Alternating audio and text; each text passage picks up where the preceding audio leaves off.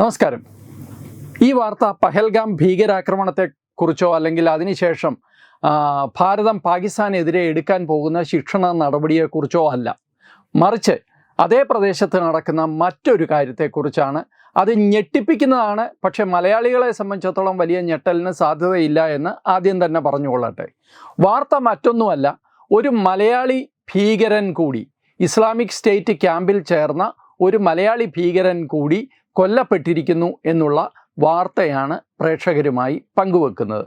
ഇത് കഴിഞ്ഞ മാർച്ചിൽ, അതായത് ഇതിപ്പോൾ ഏപ്രിൽ അവസാനമായി, കഴിഞ്ഞ മാർച്ചിൽ നടന്ന സംഭവമാണ്.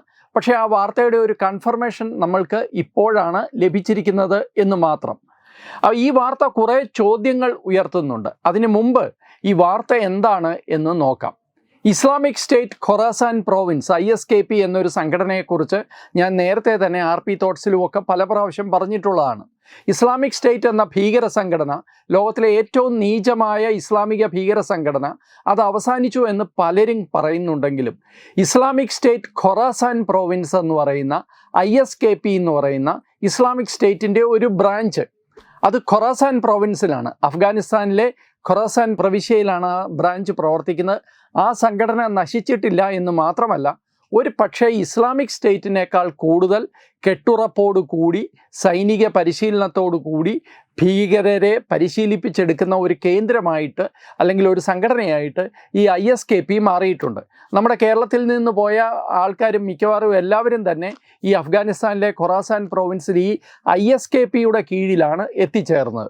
ഇപ്പോഴും നിമിഷ ഫാത്തിമയെ പോലുള്ളവർ അവിടെ ജീവിക്കുന്നത് ISKPയുടെ തണലിലാണ് എന്ന് പറയപ്പെടുന്നുണ്ട്. അപ്പോൾ ഈ ISKP എന്ന സംഘടന ഒരിക്കലും ക്ഷീണിച്ചിട്ടില്ല, അവർ പൂർവാധിക ശക്തിയോടെ പ്രവർത്തിക്കുന്നുണ്ട്. ആരാണ് ഈ ISKP എന്ന് പറയുന്ന ഈ ഭീകര സംഘടനയെ സപ്പോർട്ട് ചെയ്യുന്നത്? ആരാണ് ഇവർക്ക് ചെല്ലും ചെലവും കൊടുത്ത് അവരെ വാഴിക്കുന്നത്? ഇതിനുള്ള ഉത്തരം പാകിസ്ഥാനാണ് എന്നുള്ളതാണ് ഏറ്റവും അവസാനം വന്ന വിവരം.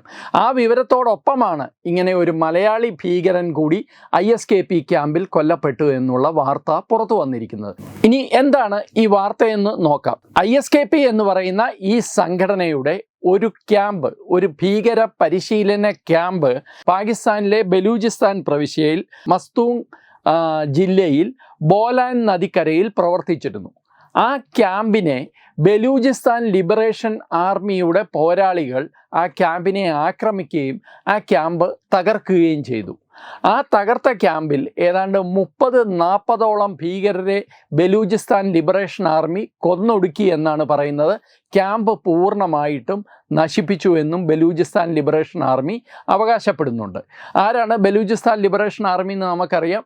ബലൂജിനെ ഒരു സെപ്പറേറ്റ് പ്രവിശ്യയാക്കി, ഒരു സെപ്പറേറ്റ് രാജ്യമാക്കി മാറ്റാൻ വേണ്ടി പ്രവർത്തിക്കുന്നവരാണ്.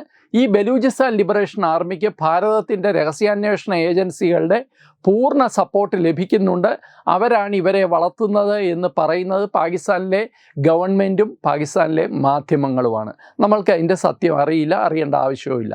പക്ഷേ ബലൂചിസ്ഥാൻ ലിബറേഷൻ ആർമി ഗംഭീരമായിട്ട് പാകിസ്ഥാനെ പ്രതിക്കൂട്ടി നിർത്തുന്നുണ്ട്.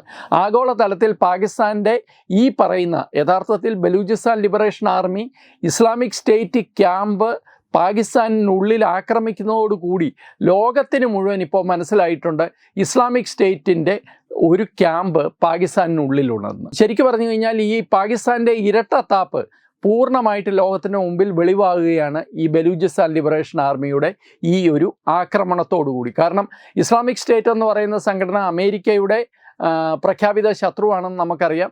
ആ സംഘടനയുടെ ബ്രാഞ്ചിനാണ് ഈ പറയുന്ന പാകിസ്ഥാനിനുള്ളിൽ ഒരു ക്യാമ്പ് ഉണ്ടാക്കാനും ആ ക്യാമ്പിൽ ഭീകരരെ പരിശീലിപ്പിക്കാനുമുള്ള സൗകര്യങ്ങൾ പാകിസ്ഥാൻ ചെയ്തു കൊടുക്കുന്നത്. കാരണം ബലൂചിസ്ഥാൻ പ്രവിശ്യയ്ക്കുള്ളിൽ, പാകിസ്ഥാനിനുള്ളിൽ ഈ പറയുന്ന പോലെ ഇങ്ങനെ ഒരു ക്യാമ്പ് സംഘടിപ്പിക്കണം എന്നുണ്ടെങ്കിൽ അത് പാകിസ്ഥാൻ മിലിറ്ററി ഇൻ്റലിജൻസിൻ്റെ ISIയുടെ ഒക്കെ അറിവില്ലാതെ ഇത് ചെയ്യുക എന്നുള്ളത് വളരെ ബുദ്ധിമുട്ടാണ്. കഴിഞ്ഞ മാർച്ച് പകുതിയോടുകൂടിയാണ് ബലൂചിസ്ഥാൻ ലിബറേഷൻ ആർമിയുടെ പോരാളികൾ ഈ പറയുന്ന ഭീകരവാദി ക്യാമ്പ് ആക്രമിച്ചത്. 30ഓളം ഭീകരർ കൊല്ലപ്പെട്ടു എന്നാണ് പറയുന്നത്. ബലൂചിസ്ഥാൻ ലിബറേഷൻ ആർമിയുടെ അറിയിപ്പ് പ്രകാരവും അമേരിക്കയുടെ അത് കൺഫർമേഷൻ ചെയ്തിട്ടുണ്ട് അമേരിക്ക. ഞാൻ അതിലേക്ക് വരാം. ഇവരുടെ വിവരമനുസരിച്ച് തുർക്കിയിൽ നിന്നും ഭാരതത്തിൽ നിന്നും തജീക്കിസ്ഥാനിൽ നിന്നും ഉസ്ബെക്കിസ്ഥാനിൽ നിന്നുമുള്ള ഭീകരരാണ് ഈ ആക്രമണത്തിൽ കൊല്ലപ്പെട്ടത്. അപ്പോൾ ഇന്ത്യയുടെ രഹസ്യാന്വേഷണ ഏജൻസികൾ അന്വേഷിച്ചതനുസരിച്ച് നമ്മൾ മനസ്സിലാക്കുന്നത് ഏതാണ്ട് 4ഓളം പേർ, ഇതിൽ കൊല്ലപ്പെട്ടതിൽ 4ഓളം പേർ ഇന്ത്യയിൽ നിന്നുള്ളവരാണ്, ഭാരതീയരാണ് എന്നുള്ളതാണ്. അതിലൊരാൾ കേരളത്തിൽ നിന്നാണ് എന്നും അറിയുന്നുണ്ട്. ഇനി ഈ ആക്രമണ വാർത്ത ബലൂചിസ്ഥാൻ്റെ വെറും അവകാശവാദമല്ല. ഈ ആക്രമണം, ഈ ഒരു വാർത്തയും ഇതുപോലെ കാഷ്വാലിറ്റി ഉണ്ടായിട്ടുണ്ട് എന്നുള്ളതും അത് ഈ പറയുന്ന രാജ്യങ്ങളിൽ നിന്നുള്ള ഭീകരരാണ് ഈ ആക്രമണത്തിൽ കൊല്ലപ്പെട്ടത് എന്നുള്ളതും സ്ഥിരീകരിച്ചിരിക്കുന്നത് US-ൽ നിന്നുള്ള, അമേരിക്കയിൽ നിന്ന് അഫ്ഗാനിസ്ഥാനിലേക്കുണ്ടായിരുന്ന സ്പെഷ്യൽ എൻവോയി ഉണ്ട്. അദ്ദേഹത്തിൻ്റെ പേര് സൽമേ ഖാലിൽസാദ് എന്നാണ്.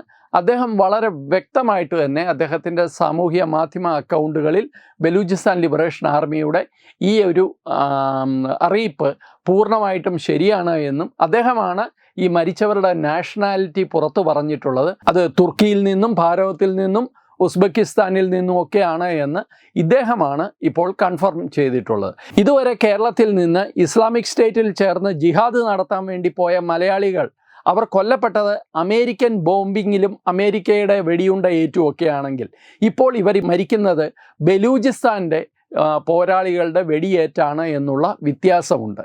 എന്തായാലും പാകിസ്ഥാനിനുള്ളിൽ ഇസ്ലാമിക് സ്റ്റേറ്റിൻ്റെ ക്യാമ്പ് ഉണ്ട് എന്ന് പറയുന്നത് അമേരിക്കയെ സംബന്ധിച്ചിടത്തോളം വലിയ ഞെട്ടലുണ്ടാക്കിയിട്ടുണ്ട് എന്ന് ഞാൻ നേരത്തെ പറഞ്ഞ ആ എൻവോയിയുടെ പ്രസ്താവനയിൽ നിന്ന് തന്നെ വളരെ വ്യക്തമാണ്. കാരണം അമേരിക്ക ഇപ്പോഴും മില്യൺസ് ഓഫ് ഡോളേഴ്സാണ് ഇവർക്ക് കൊടുക്കുന്നത്. തീവ്രവാദത്തിനെതിരായ പോരാട്ടത്തിൽ ഞങ്ങൾ നിങ്ങളോടൊപ്പം ഉണ്ടെന്ന് ഇവർ നാഴികയ്ക്ക് 40 വട്ടം അമേരിക്കയെ പറഞ്ഞ് ബോധ്യപ്പെടുത്തുന്നുണ്ട്. അതാണിപ്പോൾ കഴിഞ്ഞ ദിവസം അമേരിക്കയുടെ വിദേശകാര്യ വകുപ്പ് മന്ത്രി പറഞ്ഞത്. കഴിഞ്ഞ 30 വർഷമായി അമേരിക്കയ്ക്ക് വേണ്ടി ഈ വൃത്തികെട്ട പണി ചെയ്യുകയാണ് എന്നാണ് അദ്ദേഹം പറഞ്ഞത്, ആ മന്ത്രി പറഞ്ഞത്. അത് വളരെ വ്യക്തമാണ്. ഞങ്ങൾ മനസ്സോടെ അമേരിക്കയ്ക്ക് വേണ്ടി ഇത് ചെയ്യുന്നു, കാരണം ഞങ്ങൾക്ക് പൈസ വേണം. പക്ഷേ ഞങ്ങളുടെ മനസ്സ് യഥാർത്ഥത്തിൽ ഭീകരവാദികളോടൊപ്പമാണ്, ഇസ്ലാമിക ഭീകരരോടൊപ്പമാണ്, ജിഹാദികളോടൊപ്പമാണ്. ഇതാണ് ആ മനുഷ്യൻ പറയാതെ പറഞ്ഞു വെച്ചത്. ഇപ്പോൾ ഈ കാര്യങ്ങളെല്ലാം വളരെ വ്യക്തമായിട്ട് തന്നെ ഇപ്പോൾ പുറത്തു വന്നിരിക്കുന്നു. കഴിഞ്ഞ മാർച്ചിൽ തന്നെ അമേരിക്കയുടെ ഇസ്ലാമിക് സ്റ്റേറ്റിൻ്റെ ക്യാമ്പ് ബലൂചിസ്ഥാൻ ലിബറേഷൻ ആർമി തകർത്തിരിക്കുന്നു. ഇതേ ബലൂചിസ്ഥാൻ ലിബറേഷൻ ആർമിയാണ് കഴിഞ്ഞ മാർച്ചിൽ തന്നെ ഈ 400 പേര് സഞ്ചരിച്ചിരുന്ന ഒരു തീവണ്ടി ഹൈജാക്ക് ചെയ്തതും അത് അന്താരാഷ്ട്ര തലത്തിൽ വലിയ വാർത്തയായതും.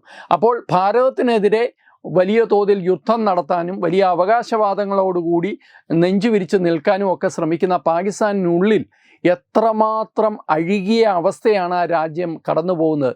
ഒരു വശത്ത് തീവ്രവാദികൾ ക്യാമ്പ് സംഘടിപ്പിക്കുന്നു, മറുവശത്ത് സ്വാതന്ത്ര്യ സമര സേനാനികളെന്ന് സ്വയം വിശേഷിപ്പിക്കുന്ന ബലൂജികളും പഷ്തൂണികളും, കുറച്ച് താഴോട്ട് വന്നു കഴിഞ്ഞാൽ സിന്ധ് ലിബറേഷൻ ഫ്രണ്ടും, അവരെല്ലാം പാകിസ്ഥാനിനുള്ളിൽ വിഘടനവാദത്തിൻ്റെ വലിയ ശബ്ദമുയർത്തുകയാണ്. ആ രാജ്യം യഥാർത്ഥത്തിൽ ഇന്ന് ഭീകരരുടെ കയ്യിലാണ് എന്നുള്ളതിന് ഇതിൽ പരം യാതൊരു തെളിവും ആവശ്യമില്ല. അപ്പോൾ ഈ ബഹളം വെക്കുന്നതും ഞങ്ങളുടെ കയ്യിൽ ആണവായുധമുണ്ടത് എന്നൊക്കെ പറഞ്ഞ് ഭാരതത്തെ പേടിപ്പിക്കാൻ ശ്രമിക്കുന്നത് അത് ശബ്ദമുണ്ടാക്കൽ മാത്രമാണ്. ഞാൻ കഴിഞ്ഞ ഒരു വീഡിയോയിൽ പറഞ്ഞ പോലെ ഈ പെഹൽഗാം ആക്രമണം ഉണ്ടായ ശേഷം ഭാരതത്തിൽ ആരും കാര്യമായിട്ടൊന്നും മിണ്ടിയിട്ടില്ല. മന്ത്രിമാരൊന്നും അങ്ങനെ വലിയ പ്രസ്താവനകളോ അവകാശവാദങ്ങളോ ഒന്നും പറഞ്ഞിട്ടില്ല. ആകെ കൂടി പ്രധാനമന്ത്രിയാണ് 2 പ്രാവശ്യം, ഒന്ന് ബീഹാറിലും 2 മൻ കി ബാത്തിലും പറഞ്ഞത് ഞങ്ങൾ ഇതിന് മറുപടി കൊടുക്കുമെന്ന്. അത്ര മാത്രമേ അദ്ദേഹവും പറഞ്ഞുള്ളൂ. അതിനപ്പുറമൊന്നും കടത്തി അദ്ദേഹം പറഞ്ഞില്ല. പക്ഷേ പാകിസ്ഥാൻ ഭാഗം നോക്കുക. പാകിസ്ഥാനിൽ മന്ത്രിമാരെല്ലാം, രാഷ്ട്രീയക്കാരെല്ലാം, സൈനിക മേധാവികളെല്ലാം വലിയ തോതിൽ കലവില കൂട്ടുകയാണ്. അത് ഈ ഭയം കൊണ്ടാണ്. അവർക്കറിയാം അവരുടെ പിന്നാമ്പുറം മുഴുവൻ ഭീകരവാദികൾ, ഇസ്ലാമിക് സ്റ്റേറ്റ് ഖൊറാസാൻ്റെ ഭീകരവാദികൾ, അല്ലെങ്കിൽ ബലൂജ് വിഘടനവാദികൾ, അല്ലെങ്കിൽ സിന്ധിലെ വിഘടനവാദികൾ, പഷ്തൂണികൾ, ഇവരെല്ലാം കൈയടക്കി കഴിഞ്ഞു. ആ രാജ്യം തന്നെ ഒരുമിച്ച് നിൽക്കാൻ പറ്റാത്ത അവസ്ഥയിൽ നിൽക്കുമ്പോഴാണ് ഇവർ ഭാരതത്തിനെതിരെ ഇത്രയും ശക്തമായി നിൽക്കുന്നത്. എന്തായാലും നമ്മൾ മലയാളികളെ സംബന്ധിച്ചിടത്തോളം ഒരു മലയാളി ജിഹാദി കൂടി തീർന്നിരിക്കുന്നു എന്ന് വേണം മനസ്സിലാക്കാൻ. ഇതിൽ 4 പേർ മരിച്ചത് ഇന്ത്യക്കാരാണ് എന്നാണ് അവിടെ നിന്ന് ലഭിക്കുന്ന വിവരം. അതിൽ 4 പേരും മലയാളികളാണോ എന്ന് നമുക്കിപ്പോഴും അറിയില്ല. പക്ഷേ ഒരാൾ മലയാളിയാണ്. അയാളുടെ ഐഡൻറ്റിറ്റി താമസിയാതെ തന്നെ ഭാരത സർക്കാർ തന്നെ വെളിവാക്കുമെന്നാണ് നമ്മൾക്ക് ലഭിക്കുന്ന വിവരം. എന്തായാലും കേരളത്തെ സംബന്ധിച്ചിടത്തോളം കേരളത്തിൽ ഇപ്പോഴും ഈ വെളുപ്പിക്കൽ പ്രോസസ്സിന്, ജിഹാദികളെ വെളുപ്പിക്കുന്ന പ്രോസസ്സിന് യാതൊരു കുറവും സംഭവിച്ചിട്ടില്ല എന്ന് പെഹൽഗാം ആക്രമണത്തിന് ശേഷം നമുക്കറിയാം. പക്ഷേ ഇവരാരും മിണ്ടാതെ പോകുന്ന ഒരു വിഷയമാണ് ഇസ്ലാമിക് സ്റ്റേറ്റിൽ ചേർന്ന മലയാളികളെക്കുറിച്ച്. അവരെ വെളുപ്പിക്കാൻ യാതൊരു നിവൃത്തിയില്ല. കാരണം എന്ന് വെച്ച് കഴിഞ്ഞാൽ റാഷിദ് അബ്ദുള്ളയെ പോലുള്ള ആൾ ശബ്ദ സന്ദേശത്തിലൂടെ കേരളത്തിലെ തൃശ്ശൂർ പൂരം പോലെയുള്ള വലിയ ഉത്സവങ്ങളിൽ വണ്ടി കയറ്റി ബോംബ് പൊട്ടിക്കാനൊക്കെ ആഹ്വാനം ചെയ്ത വീഡിയോ ഇപ്പോഴും കിടപ്പുണ്ട് യൂട്യൂബിലൊക്കെ. അപ്പോൾ അവരെ വെളുപ്പിക്കാൻ യാതൊരു നിവൃത്തിയില്ലാത്തതുകൊണ്ട് മാത്രമാണ് അവരെ വെളുപ്പിക്കാനായിട്ട് ഇവരെ ഇറങ്ങാത്തത്.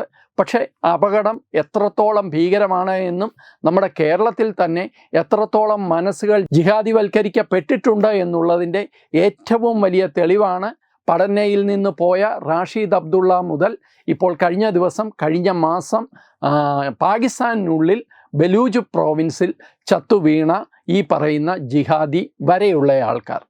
എന്തായാലും ഈ വിഷയവുമായി ബന്ധപ്പെട്ട കൂടുതൽ അപ്ഡേറ്റുകൾ അത് കിട്ടുന്ന മുറയ്ക്ക് പ്രേക്ഷകരുമായി പങ്കുവെക്കാം. നമസ്കാരം.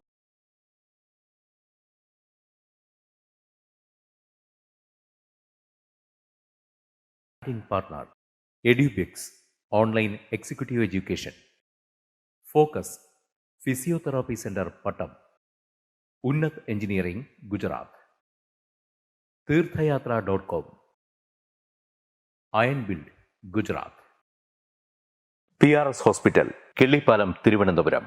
5 തലമുറകളായി നിങ്ങൾക്കൊപ്പം. തുമ്പമൺ ശ്രീ വടക്കുംനാഥൻ ക്ഷേത്രം, അമ്പലക്കടവ്, പത്തനംതിട്ട. ശ്രീമദ് സ്കന്ദപുരാണ മഹാസത്രം 2025 മെയ് 11 മുതൽ 18 വരെ. ബ്രഹ്മശ്രീ മുംബൈ ചന്ദ്രശേഖര ശർമ്മയുടെ മുഖ്യ കാർമ്മികത്വത്തിൽ മഹാഗണപതി ഹോമം, സ്കന്ദപുരാണ പാരായണം, മഹത് പ്രഭാഷണങ്ങൾ, പൂജഹോമാദികൾ, കലാസാംസ്കാരിക പരിപാടികൾ. സത്രയജ്ഞ കർമ്മങ്ങളിലേക്ക് എല്ലാ ഭക്തജനങ്ങളുടെയും സാന്നിധ്യവും സഹകരണവും സാദരം അഭ്യർത്ഥിക്കുന്നു. മഹാസത്രവേദിയിൽ മെയ് 18 പഴനി അരുൾമിക ദണ്ഡായുധപാണി സ്വാമി ദേവസ്ഥാന അർച്ചക സ്ഥാനികർ ശ്രീസെൽവ സുബ്രഹ്മണ്യ ശിവശാരിയാരുടെ മുഖ്യ കാർമ്മികത്വത്തിൽ നടക്കുന്ന അതിശ്രേഷ്ഠവും സർവൈശ്വര്യദായകവുമായ സ്കന്ദഹോമം.